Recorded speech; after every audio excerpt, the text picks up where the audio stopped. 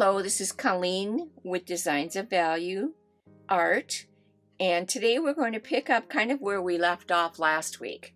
We're going to do some dry brushing, some glazing color, and some detailing. So we're going to go back to some of our things that we've done here, and let's start with dry brushing. And the first way, there's about 3 different ways that you can do a dry brush. And this is kind of a fun one. And we'll do this in 3 different areas right here on this brush. This is a Filbert Grenier Princeton Velvet Touch. And I want you to look at the bristles, okay? See how the bristles, it's almost like a beautician took a thinning shears and clamped down on it once or twice and thinned out some of those bristles on the edge of that brush. So I use this at times. Kind of depends again on the design that we're working on. Now, dry brushing, I guess you've probably guessed that you fill your brush, just the tips basically is all I fill on this one. And I'm going to grab a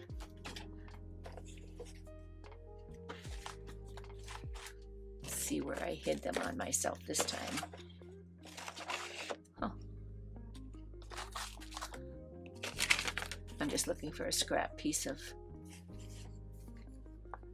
we'll just do it right on here. I don't see any. Oh, there they are. I can see them through the, I must have went right past them and didn't see them. There we go. Okay, so I just got a little scrap paper. And we're going to apply this. See how that creates that buildup of color? But if I push down real hard, you're going to get a clump of color.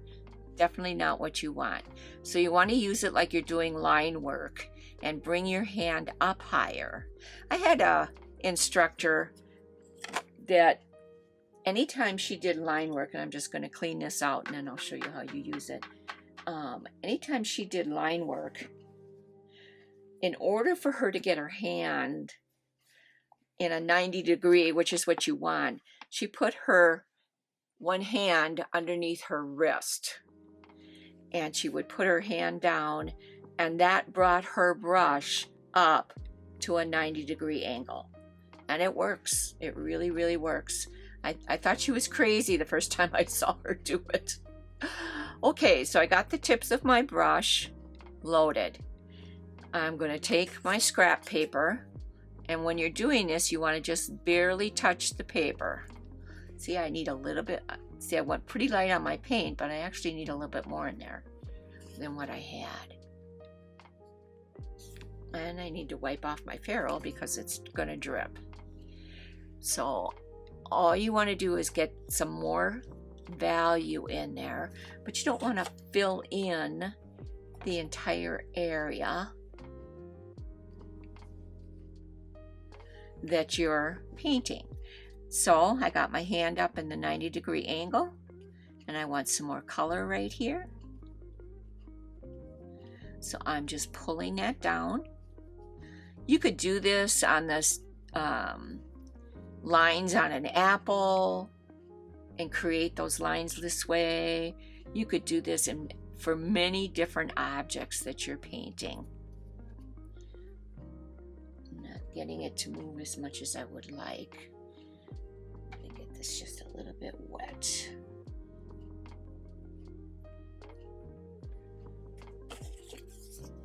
Let's see how that works, if that works better. Yeah, a little bit. Okay. So okay, that's better. So again, I've got my hand up in a 90 degree angle, just like I'm going to be doing line work. And I've created a darker value right there, which is exactly what we were looking for. That's one way you can use it. A lot of people call these a filbert. This company as well as Rosemary Cole calls them a grenier, and that's fine too. Must be a French word for that or something. The other thing that you can do, pick up your number 4, your number 6 of your normal brushes. It's really wet, so I'm going to just wipe it down. Again, you always want to control your water. I'm going to roll it. Add some water to this because it's really dry. There we go.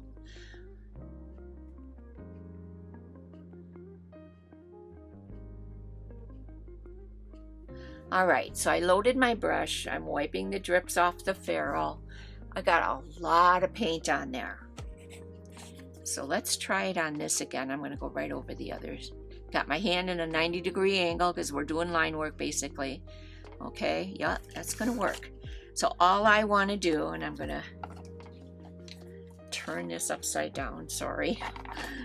But I want to get some darkness right in here to accentuate. You know, I probably got too much paint on there. I'll wipe a little bit off. Accentuate that highlight that we created. And you could do this in a lot of different ways too. Okay, so I made that area darker. I made this area darker, and that was our goal. And I did not have to wet my paper. Every time you wet your paper, I'm just softening that in a little bit with a damp brush. Just softening in those lines so we got that darker value in there. Good. But every time you wet your paper, and let's say that I put a glaze of water down and then I add in more color, that paper gets roughed up. So you want to be very cautious with how much water you're applying to your design or your projects, because the paper is eventually going to have a limit to the amount of water it's going to accept. So keep that in mind, and that's why dry brushing has become so popular. You can add in colors and values without adding that moisture into the paper to the point that it doesn't want to accept any more moisture. So that's one way. Now I'm going to grab an older brush because I don't like to do this to a new brush.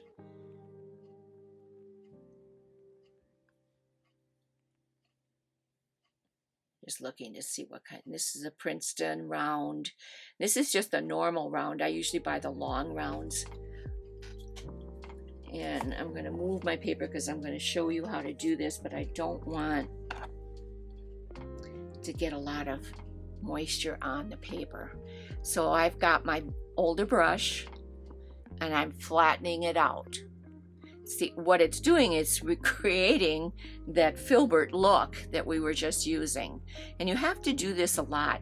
So when you, bring this over so you can see it. When you load your water, your brush on the palette, so I've got my paint in there, but now I'm going to flatten that brush out.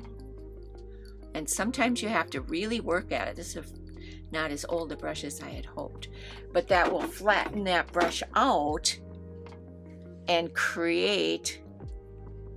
Sometimes you have to do it again. I don't want to do it over my paper. There we go. And I'm going to create a little bit. Yeah, see, it just doesn't want to hold the filbertness to it. Okay, there we go. And I'm just creating a little bit more depth and value there without soaking that leaf full of water again. So I created a little bit of a darker value. Let me try that one more time. Pressing down pretty hard on the palette to get that brush to separate out. There we go. So we've got our dry brushing in there, all three. Now this was with the filbert. This one I did go over with separating out the bristles, and then this was separating out the bristles. I like the filbert better, especially, and I'm going to turn this around, so I apologize, especially when I'm looking for that kind of detail in there with that line work. Okay, now, so that was dry brushing. Since this one's dry, we're going to color glaze it. And I'm going to take just a touch of blue.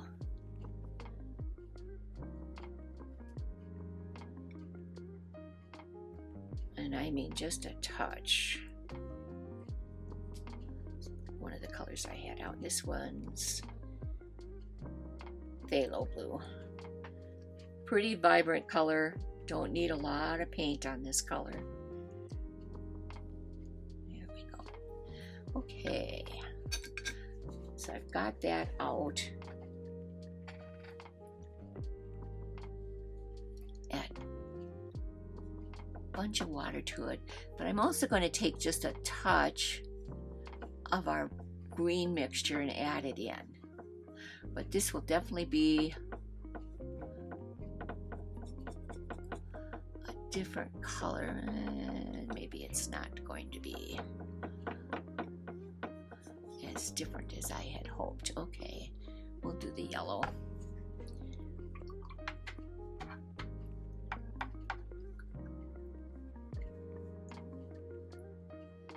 I think we should be able to use this. We'll do this.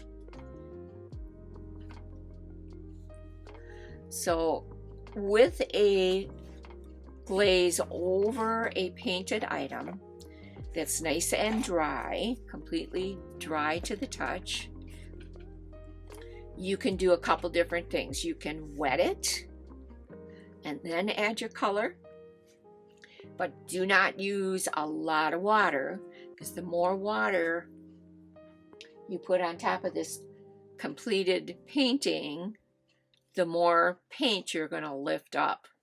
So I'm going to use it just straight color. Excuse me. So I have my brush full. I have no drips on my ferrule. And I am going to glaze with this color this entire leaf. Now what it's going to do is it's going to darken that outside edge. But the inside, oh, it's drying so quick, is going to be lighter where it was lighter to begin with, or it didn't have any paint on it. So that's a reason that you just wanted that outside edge lighter, and you didn't like, I just fix that before it dries. There's a lot of different reasons that you might want to glaze a project. Change the color. You don't like the magenta color you had. You'd rather have it be a little bit more red. You can glaze a red over it. A lot of different reasons that you can for you to glaze your projects. Okay. Boy, this is so dry down here. It's frustrating at times. So I'm just picking up a little bit of that color in the middle, making it go where I want it to go.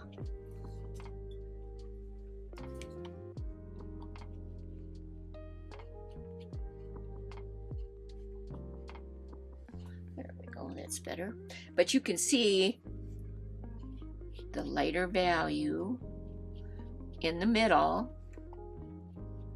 but it is a darker green than what it was when we started, and then the outside edges are darker where the green was. I'm going to just turn this again.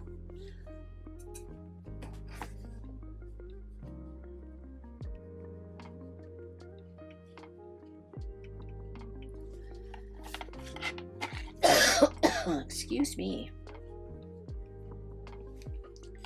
All right, so I'm going to just soften this in.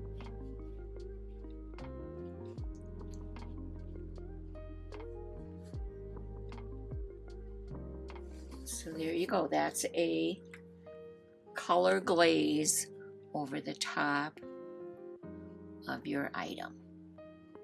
Now I'm going to teach you how to use your eradicator.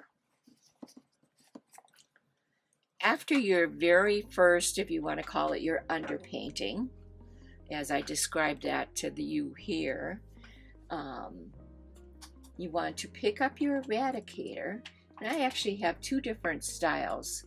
Find my other one here. Oh, sure. Here's my little water dropper. Never know where it is when you want it. Okay. This is an eradicator. It does the same thing as this one. And this one is a Billy Shoal. It's a little bit smaller in the bristles, has a little bit less surface for you to deal with here. This one is a rosemary coal. And if I'm doing a lot of, in a large area, cleaning up, and there's a lot to clean up, I'll use this one. I got used to using this one, but this one does come in handy because it is wider and you can clean up surfaces faster if you need to. So all I'm doing is getting my eradicator wet, and I'm just going to wipe the majority of it off on my baby cloth. Now I have an edge over here that I want to make sure is clean. I'm going to have a paper towel in one hand, brush in the other, and I'm just going to clean that edge. Now this one should be dry. It is good. So once I get that moist, then you can take, let's say that you had some paint sticking out there that you didn't want and your eradicator moistened it, put your brush or your paper towel down and pull it towards the painting. That way, if you're pulling it this way, you're going out into the middle of the clean paper. So you want to go towards the project that you're cleaning. Let's say I just don't want this right here. See how it just picked that right up for me? Wipe my brush off and do it like that. Well, there's some more up here that I can do and show you a little bit easier. Okay, so I've cleaned my brush. I've got no drips on there, but it is moist, and I want to get rid of this edge here.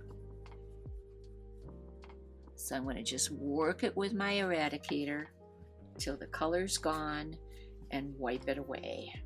Now, if I went right back in and went to work on a different area, my eradicator is dirty and it's going to apply that dirty paint right down to where you're working on your new project or your new area. So you want to be careful not to do that.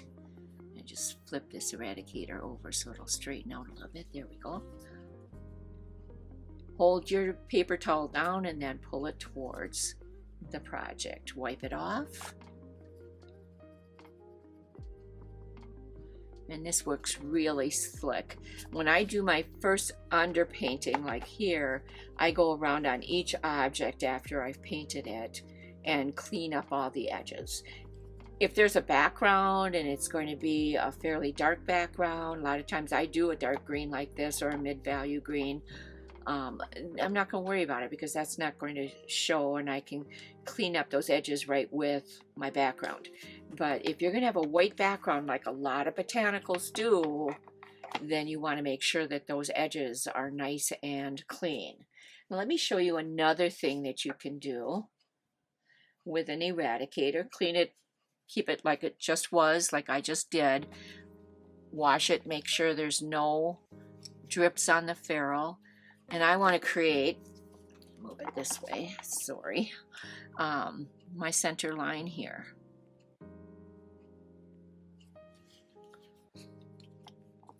Okay. Clean my eradicator out so I don't carry that paint back into the next area.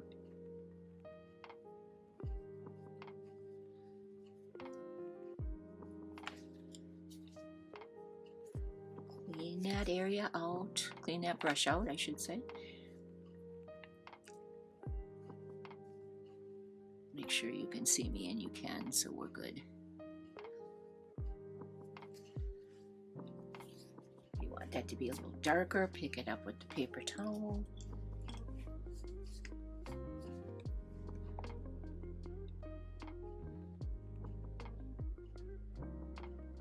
See, I just went over it. It made it a little bit thicker, and that's okay. That works good. I like that with what we're doing here. So these eradicators are invaluable. They really are. Just like that, I created a center vein, and then you can do your side veins and all your little tiny veins and all of that with this if you wanted to. I have a tendency in just looking at this center vein, to me it looks real stiff because I used a flat brush. To me, I would rather use a round brush and create that center vein. But another thing you could do if you truly wanted to, let's see if this will work here. Pick up my real dark value. A lot of different things you can do with these brushes. Okay, so I got my brush loaded, and you'll see if this shows up. Yeah, it's gonna. So I had put my center vein in with the eradicator.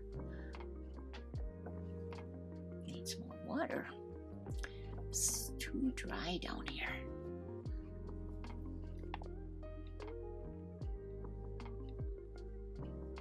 And rather than picking color up, now I'm adding color in, creating a shadow for that vein, and I'm widening the vein. So to me, though, I would still prefer personally to use a round brush because I get and I don't know why the difference is, but to me that was just a little too stiff, but it works. Okay, so let's say that's dry. I want to create a center vein on this leaf, but I don't want it to be real harsh. So what I did was I just picked up some clean water. Doesn't have to have the blending and glazing medium in it. And I'm just getting this moist. The area that I want to put this center vein in moist.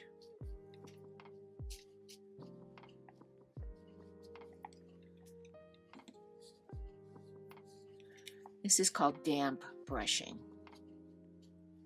And you can use whatever size brush you want. This brush that I have is a 4, and it will work just fine for what we're going to do here.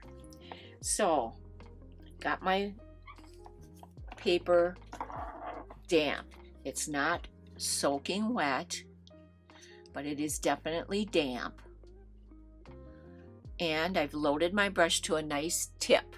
Okay, and now I'm going to put my hand underneath, put my brush at a 90-degree angle, and of course I'm going to shake like a leaf, and I'm going to put my vein in. Now, since that paper is moist, it's going to soften that edge. It won't be quite so harsh. If I had put that on, is that dry yet? Yeah, that's dry. Try to keep my hand out of it. If I put that over here, it's going to dry really harsh. Maybe I didn't get this just as moist as I should have. So what you can do is you can just treat it like a wet, and it's another thing you can do. Just going to pick up some of that water because my brush was way too wet. You can just sweep your brush. I'm going to bring some of that color back down here, right over the top of that line, whether it be vein, center vein, or whatever, and it's going to soften it in. There we go. Boy, that brush is just soaking wet. There we go.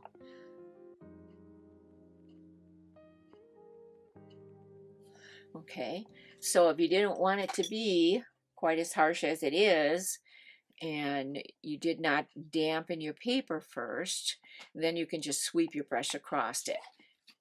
Just trying to see. Now I'm going to put some moisture down. And this is, it's not soaking wet. It does have some moisture on there. And I'm going to go to a smaller brush. I think this one's a number 4. Yeah.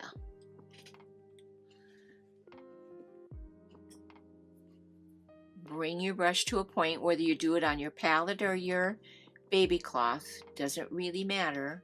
You just want to bring it to a point. That point is so important. Wipe off any water that you may have dripped onto your ferrule. Hopefully this will be, so there, I've applied that vein to damp paper, and it's going to just soften in. And then you don't have to go back over it with moisture to create that. So there's some ideas on how to do your detailing. One thing that I do want to show you how to do is masking fluid, because even as a beginner, you might want to learn how to do or use masking fluid in one of your projects. So I'm going to grab one of my brushes or application. Well, yeah, we'll do it that way. I'm going to grab a brush. Here we go. This is, well, it's not in the brush. There we go. This is even better yet. Okay, so I have a little nylon. I think it's like a number 1. Oh, so number 2. Little nylon brush. I have what we call pink soap. Little detergent. Just make sure it doesn't have, like Dawn would be kind of harsh on these because it's such a strong product. But you just dip your brush right into the pink soap. Okay. You don't want to do that once you've had paint on that brush. Then you'd want to clean it first. So you don't want to put paint in your pink soap. And I'm just opening up. That one's not going to open, so we'll try a different one. Our masking fluid. This is and you can, I mean, this isn't going to take a lot of masking fluid. So all I'm doing is loading my brush.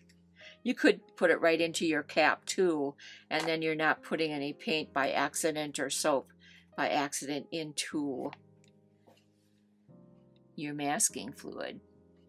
And all I'm doing here, and I want to make sure you can see me, so I'm going to move that up, is I'm applying the masking fluid where I want to maintain my highlights. Now I like to smooth out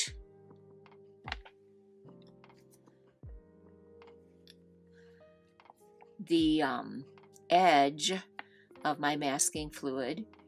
Then it's not quite as harsh when you remove it. You don't have quite a harsh edge to contend with. All right, so I got that in where I wanted it. I'm going to take a hair dryer to it and dry it, and then I'll be right back with you, and we'll apply the paint. I'll dry it again, and then we can remove the masking fluid right away, and you can see how it works. So I'll be right back with you. Well, welcome back. I took my hair dryer to the masking fluid so it's nice and dry. I'm getting my brush wet. I'm going to pick up a color, doesn't matter which one. I'll just take the mid value. And I'm going to just go wherever I want to on this leaf.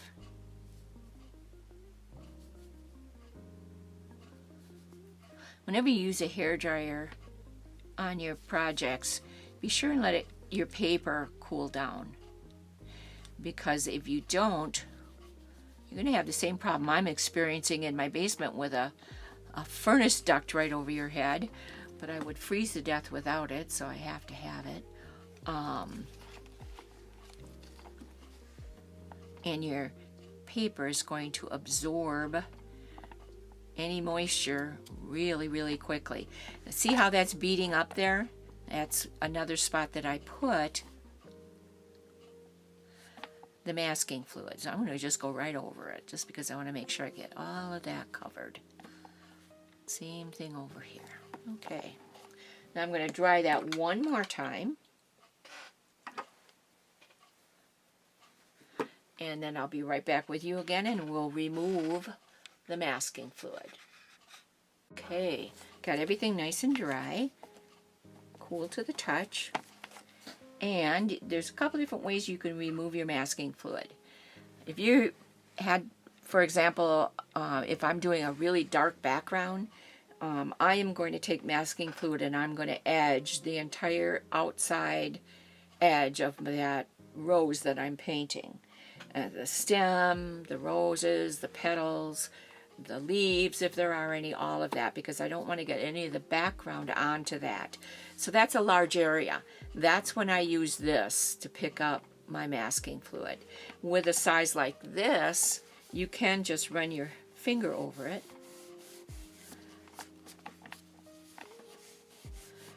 And then you can feel too, or you can use this tool, whichever you want to do. Does the same thing. For a large area, I would use this. It's cement, they call it cement something or other, I don't remember. Never do. Okay, sorry. But so now we've got some edges here that we want to deal with. What I like to do for those edges is to bring up my larger eradicator, moisten it. This edge I'm perfectly fine with because that's the edge of the vein down the center. But I don't want that edge to be quite as rough as it is, or this edge. So I'm just going to move it so I can get at it a little bit better and you can see it. And I've still got my paper towel in my hand.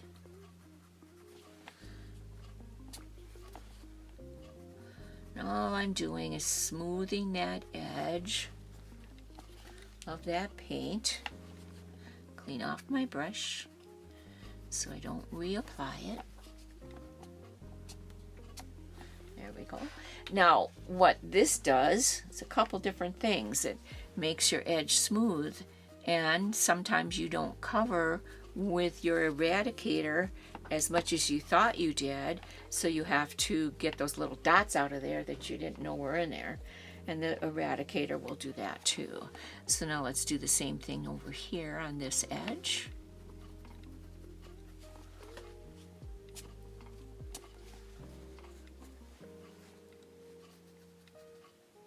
And I like to work them until they're nice and smooth, just as if I had blended them there.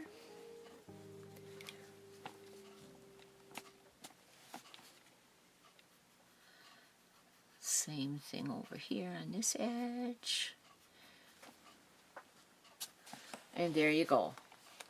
So I have, I want to put in either a lighter value yellow or maybe a darker value, whatever you're thinking of there, where I kept it white, or you can leave it white. This is our highlight, so I'm going to leave that white. But that's how you want to use your masking fluid. And I think that's going to conclude for today. I will see you again next week on YouTube. Please check me out at Patreon, patreon.com/Colleen D. Aiken. Thank you so much. Have a lovely day.